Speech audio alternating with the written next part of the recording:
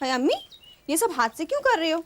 Mixie पड़ी है ना अंदर। तो पड़ी रहने दे, तकलीफ क्या है तुझे? हेलो, जब उन्हें पता चलेगा ना कि यहाँ सामान खरीद खरीद कर छोड़ जाते हैं और आप नहीं कि उन्हें हाथ तक नहीं लगाती हैं, तब देखना क्या नाराज होते हैं। मिसकी टिसकी परे रखो, जो डालो उसमें उसका बुरा हाल कर देती है, शोर करती है सो अलग। भाई हमारे तो हाथ ही ठीक हैं। आपके जो जी में आए करो। सो तो है, ये सब चीजें संभाल के रखना, बाद में काम आएंगी। क्यों? भाई हमारी उम्र तो निकल गई सिलबट्टा चलाते, ये सब नुसरत की शादी में काम आएंगी। और सुनो अम्मा, जुबा जुबा 1.5 साल की तो हुई नहीं, कब चलना सीखेगी, कब ब्याह होगा और कभी सामान लेके जाएगी। बस अब ज्यादा दांत मत दिखाओ तुम। अरे बेटा सईदा, सुनो, फिरोज स्कूल से आता ही होगा। जैसे ही वो स्कूल से आए उसे बाजार भिजवा देना। अनवर जरी का माल लेने गया हुआ है। आज फिर बाजार क्यों भेजा उसे? भाई हल्की सिलाई हमसे नहीं होती। देखो बेटा, माल ज्यादा होगा इसलिए फिरोज के स्कूल से आते ही उसे भिजवा देना। मैं आता हूँ अभी। बच्चे के इम्तिहान चल रहे हैं, ये नहीं कि घर में बैठे उसे पढ़ाएं। जहाँ जाना है बाद में चले जाना। भाई अनवर से कह दो, वो पढ़ा देगा उसे। और वैसे भी आजकल मुझसे ज्यादा वो अनवर की सुनता है। कहाँ जा रहे हो? आता हूँ आपा, कितनी बार कहा है कि पीछे से मत टोका करो। श्रीरंगपुर मुंबई से 3 घंटे दूर तटीय इलाके पर बसा एक छोटा सा कस्बा। यहीं इकबाल हसन अपने परिवार के साथ रहते थे। पेशे से जरी के कारीगर थे, लेकिन पिछले कुछ सालों से काम थोड़ा मंदा चल रहा था। फिक्र इसलिए नहीं थी क्योंकि उनका बड़ा बेटा जहीर विदेश में नौकरी पेशा था और बकायदा घर पैसे भेज दिया करता था। इकबाल हसन जी। कौन कौन है घर में? क्या बात है साहब? तलाशी लेनी है। चला जल्दी जल्दी जल्दी। तलाशी किस बात की साहब? चल तलाशी किस बात की लेना है साहब? कुछ बताता हूँ। क्या हुआ? बताइए। क्या कर रहे हो? अंदर क्यों जा रहे हो? क्या हो रहा है? अंदर क्यों जा रहे हो? ये हम शरीफ लोगों का कह रहे हैं। इधर देखिए, ढूंढ ये इसको खोल। क्या खोल इधर, क्या देख? क्या देख रहे हैं? खोल के देख। ये खोल, ये अलमारी में क्या है देख। इसको खोल, इसको खोल। कुछ नहीं है उसमें साहब, कपड़े हैं। इसको देख, इसको खोल। ये अलमारी खोल। कुछ नहीं है। यहाँ पर क्या है? ये खोल रहे हो अलमारी खोल। इधर नीचे क्या है देख, देख इधर। अरे ये क्या कर रहे हैं आप? क्या बकवास मत कर, मारूंगा एक। नहीं पर कौन है? चल दो जल्दी दो। अरे ये क्या कर रही है? क्या कर रही है आप? किसी के घर में भी घुस के आप कुछ नहीं कर सकती। अरे इसमें हमारे जेवरात में क्या कर रही हैं आप? अरे आप क्या कर रहे हैं? ये इधर साहब, क्या है? बाजू वाले कमरे में कुछ मिला, आप देखिए। क्या है? हाँ साहब, क्या मिला? क्या मिल गया?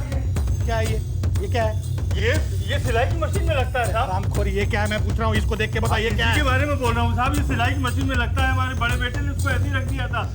होशियारी दिखा रहा था। बताइए अच्छे से बता क्या है? बड़े बेटे ने ऐसे ही रख दिया था 100 पीस के वापस। देखिए औलाद हरामखोरी करता है। ये सब क्या कर रहे हैं आप? क्यों कर रहे हैं? वारंट दिखाइए, दिखाइए अपना वारंट। वारंट दिखाओ तेरे को। वारंट दिखाओगे तेरे? दिखाओ तेरे को वारंट। क्या दिखाओ? क्या वारंट? अब्बा, अम्मी, अरे बेटा जल्दी से जाओ, महेश्वर चाचा को बुला के ला। इधर छोड़ उसको, छोड़। कहाँ जा रहा तू? वो महेश्वर चाचा को बुलाने। क्या नाम है तेरा? फिरोज हसन इकबाल। फिरोज हसन इकबाल। इधर बाप तो लगता नहीं है। इधर बाप है काय से? साहब जी कैसी बात कर रहे हैं आप? बीच में नहीं बोलना, बहुत मारूंगा। हाँ, तेरा एक भाई है ना? छोड़ उसको, छोड़। तेरा एक भाई है कि नहीं? हाँ, कहाँ है वो? मालूम नहीं साहब अभी स्कूल से आया, उसे क्या मालूम? मैंने इसके बड़े भाई को बाजार भेजा है सामान लाने के लिए। फिर बीच में बोला, ए पकड़ इसको, पकड़। हाँ, तेरे भाई को बुला के लेके आया। सिद्धे जा इसके साथ। तेरे भाई का नाम क्या है? अनवर। वो अनवर जानवर कौन है ना? उसको लेके पुलिस स्टेशन पहुंच। चल निकल। लेकिन आपने बात क्या है साहब? कुछ बोलो तो सही। बिना कुछ बताए इस पर क्यों परेशान कर रहे हैं आप? हम बीच में बोलता है, चल तेरे को पुलिस स्टेशन में दिखाता हूँ। ये सबको लेके आ, वो हथियार लेके चल। बताइए कि क्या है? चल पता चल जाएगा। चल कुछ बताओ तो साहब, क्यों परेशान कर रहे हैं आप? इंस्पेक्टर अजय पारेख के चार्ज में हुए इस रेड की कोई वजह नहीं बताई गई।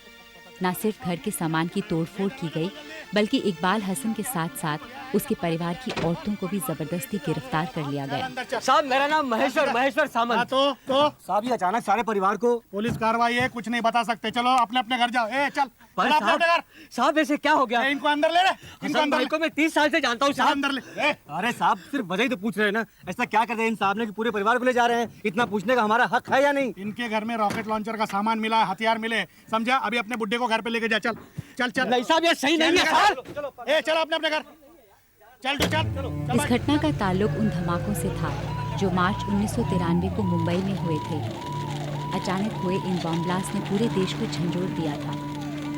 बेकसूर मरने वालों में सभी कौम के लोग थे और हर फटते हुए बम के साथ साथ आपसी विश्वास और भाईचारे की दरारें और भी बढ़ती जा रही थीं।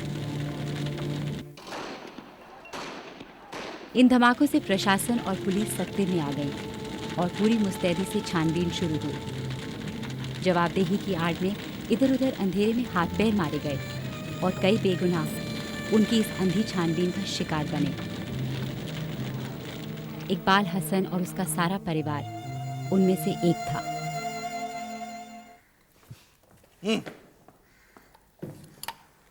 ये सजावट की चीज है क्या रे? नहीं साहब, ये कपड़ा बुनने की मशीन में लगता है हुजूर। हमने इसे ऐसे ही सामने रख दिया था। ज्यादा अड़ीबाजी मत कर। नहीं, अगर तू अड़ियल है तो मैं डबल अड़ियल लूं। नहीं हुजूर, फटाफट मैं सच बोल रहा हूँ हुजूर। फटाफट बोल जल्दी। मैं सच बोल रहा हूँ हुजूर। ये लक्ष्मी, वो बच्चे को चुप करा, गला दबा उसका। मैं चुप कराती हूँ ना। हुजूर, ये कहाँ की पुलिस है जो औरतों को इतना लक्ष्मी, वो बुढ़िया को चुप करा। चुप करो, जबरदस्ती पकड़ के ले आए हमें। चलो उठ यहाँ से उठ। हुजूर, मेरे यकीन कीजिए हुजूर। मुंबई के सांप्रदायिक दंगों के बाद पूरे महाराष्ट्र में तनाव का माहौल था। इस छापे से करीब 15 दिन पहले हुए एक बम विस्फोट ने पूरे श्रीरंगपुर को दहशत में ले लिया था। पुलिस ने कड़ी छानबीन की और कई लोगों को गिरफ्तार किया।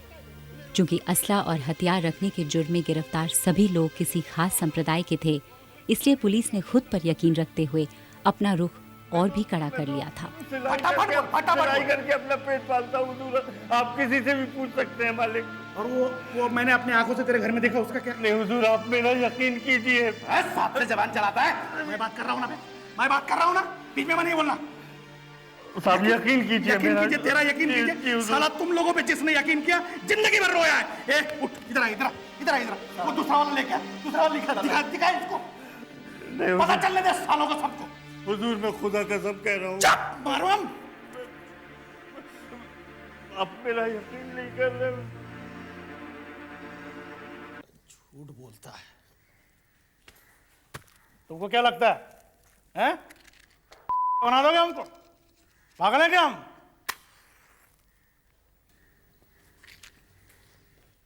ले गया सर। कॉल।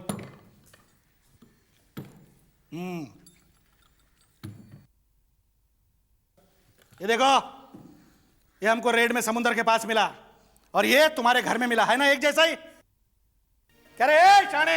ये देख, ये रेड में समुद्र के पास मिला हमको, ऐसा ही तेरे घर में भी मिला और उन लोगों से मिला जो हथियार सप्लाई करते हैं, समझा? नहीं हुजूर, ये भी वही है। कपड़ा बुनने की मशीन में लगता है हुजूर। सच बोलता है? बिल्कुल सच बोलता हूँ हुजूर। हैं? सच बोलता है? जी। ये रॉकेट लॉन्चर पे फिट नहीं होता? सब ये मुझे नहीं मालूम। मैं क्या लगता हूँ तेरे को? नहीं हुजूर, सच बता। मैं सच बोल रहा हूँ मालिक। मेरी तरफ देख, देख मेरी तरफ देख। हैं? बेवकूफ हूँ मैं? मेरे को समझ में नहीं आता कौन सी चीज सिलाई मशीन में लगती है और कौन सी चीज हथियार में लगती? बोल। नहीं हुजूर, मैं बोल, देख रहे इसको देख और बताइए क्या है? हुजूर में बताइए हुजूर में खुदा का बताइए क्या? बताइए क्या है? बता। हाँ, ये देख, मैं तेरे को दिखाता हूँ। छोड़ छोड़। ये देख, ये ऐसा फिट होता है, ऐसा रॉकेट लॉन्चर में बैठता है और ये ऐसा चलता है, समझा? अभी बताइए माल कहाँ से सप्लाई होता है? बता।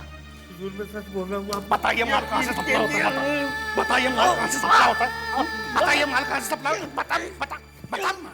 बता। यही सवाल इकबाल हसन से अलग अलग तरीके से पूछे गए, मगर जो सच था वो वही दोहराता रहा। पारिक उस दलील को मानने को तैयार नहीं था। उसकी झुंझलाहट बढ़ती जा रही थी।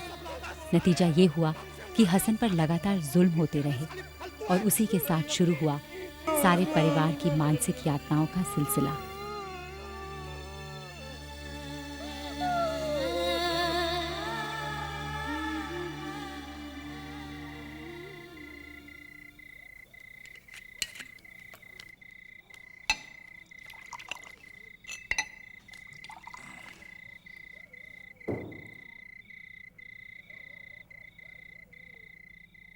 उन पर जो गुजर रही थी उससे सब डरे और सहमे हुए थे।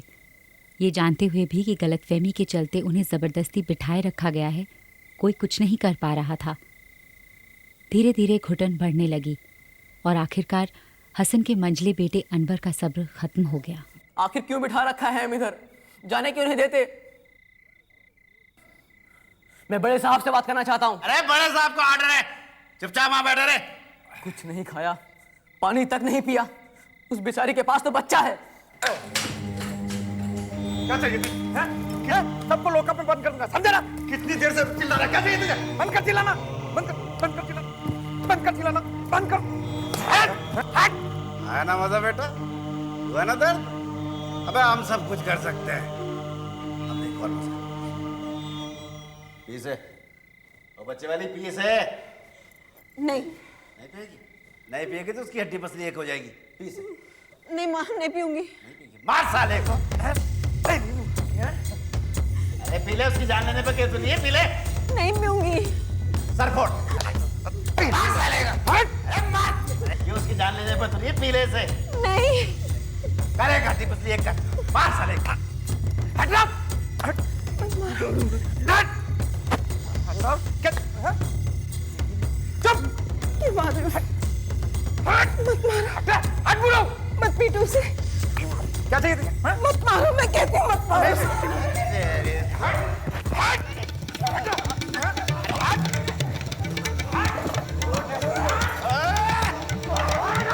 नहीं तो जाओ तुम इस बच्चे का।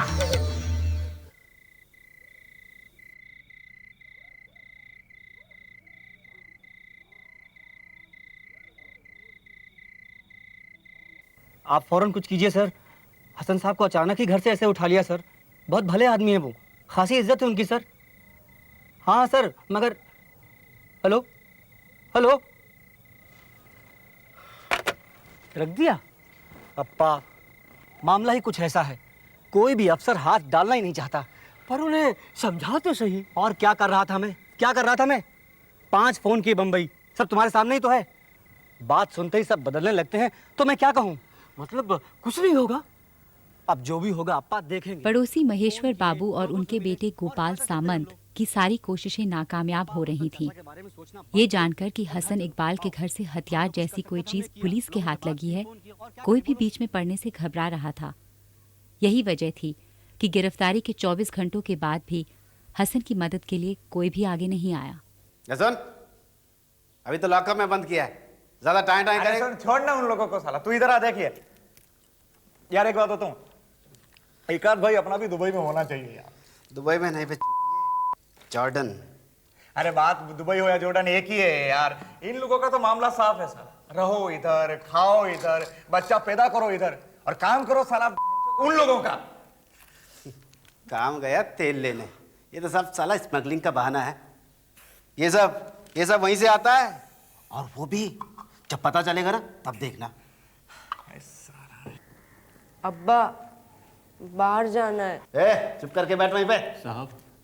साहब पहले भी आपने ऐसे ही कहा था, बच्चा है हुजूर। जो करना वही कर।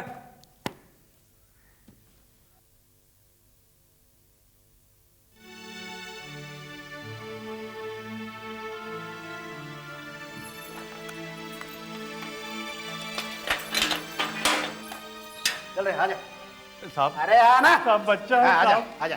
स्कूल जाता है तू? हाँ शाबाश, अभी बैठ यहाँ पर, बैठना।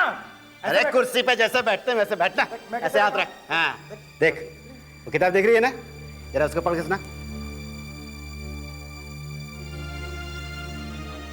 हमारी भाषा में पढ़, हर बात समझ में आनी चाहिए। पढ़ बराबर समझ में आनी चाहिए, पढ़ना उसको। जो भी पढ़ता है सब समझ में आना चाहिए, समझा ना? सही से बैठ। हमारी भाषा में पढ़। चल पढ़ना उसे, ठीक से पढ़। पढ़ पढ़। नहीं पढ़ेगा, नहीं पढ़ेगा, नहीं पढ़ना, नहीं पढ़ेगा। ऐसे नहीं पढ़ेगा ये। पढ़ना, अरे उधर देख।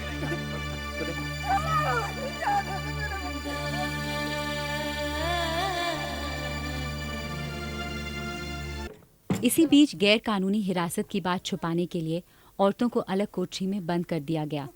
चूंकि पुलिस को सच्चाई जानने के लिए कानूनी कागजात की जरूरत थी, इसलिए 14 अप्रैल 93 को हसन और उसके मंझले बेटे अनवर को कोर्ट में पेश किया गया। यहाँ हसन के पास मौका था कि सारी सच्चाई साफ साफ कोर्ट को बता दे, मगर उसके पूरे परिवार को खत्म करने की धमकी दी गई थी। इसलिए चाहकर भी हसन कुछ कहने की हिम्मत नहीं कर पाया। लिहाजा असला और हथियार की बात उगलवाने के लिए उन्हें 14 दिनों की रिमांड की सजा सुना दी गई।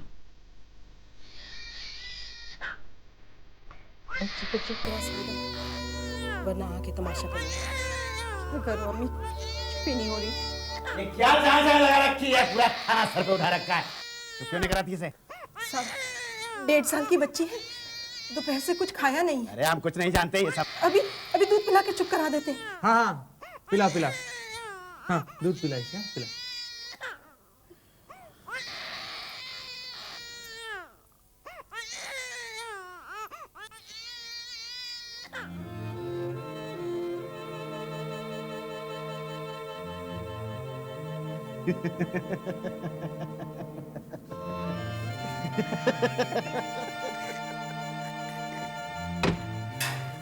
चल चल, 14 दिन का रिमांड मिला तेरे को। कितना? 14 दिन का रिमांड। देख, 14 दिन तक तू मेरे साथ है।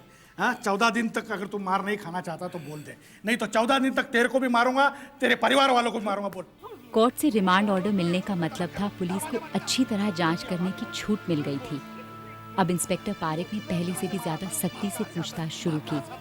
कोठरी के दूसरी तरफ से सिर्फ चीखों की आवाज सुनाई देती रही और कोई कुछ नहीं कर सका। धीरे धीरे बहते आंसुओं में और बहते खून में फर्क कम होता जा रहा था। उन्हें किस बात पर इस तरह परेशान किया जा रहा था, ये वो समझ नहीं पा रहे थे।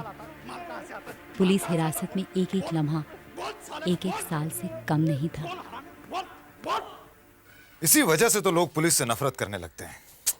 बैठिए, आपको तो पहले ही मेरे पास आ जाना चाहिए था।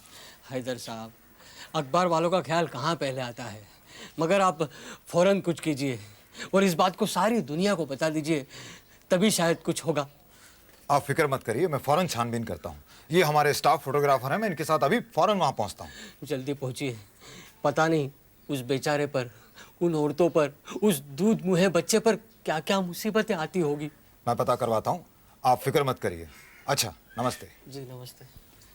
महेश्वर बाबू मानते थे कि हसन और उसके परिवार की खबर अगर अखबारों के जरिए सरकार तक पहुंच सके तो कोई न कोई रास्ता जरूर निकल आएगा। उन्हें यकीन था कि हैदर अली, जो श्रीरंगपुर के अखबार के मुख्य पत्रकार थे, उनकी मदद जरूर करेंगे। पर हैदर अली के दिमाग में कुछ और ही था। चलें? नहीं यार, पूरे परिवार को जबरदस्ती पकड़ कर रखा हुआ है। इतनी जल्दी खबर आउट कर देंगे तो मजा बिगड़ जाएगा। उनकी हालत थोड़ी और खराब हो जाने दो, फिर छापेंगे फोटो उनकी।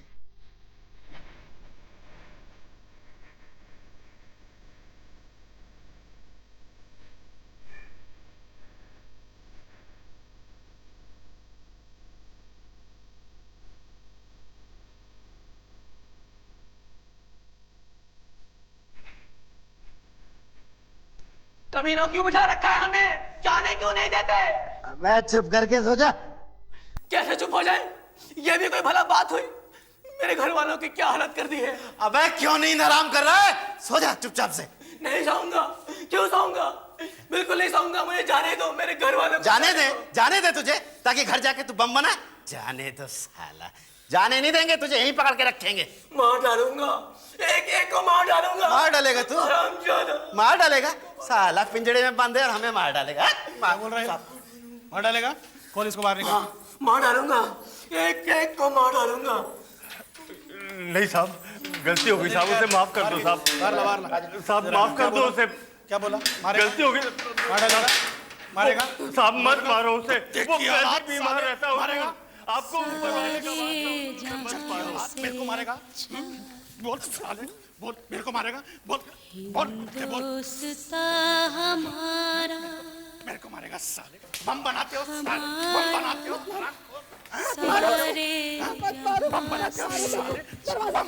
मत मारो, वो कमजोर है, बीमार रहता है वो। हमारा साले बम बनाता है। बुलबुले इसकी, हम बुलबुले इसकी, कुछ नहीं किया। ये गुलस्ता हमारा। मेरे को मारेगा साले। साले मार मेरे को मारेगा हमारा बम बनाता तुम्हारी तो कुत्ते की। हम बुलबुले इसकी मेरे बच्चे को मत मारो। ये गुलसिता हमारा हमारा सारे जहां से अच्छा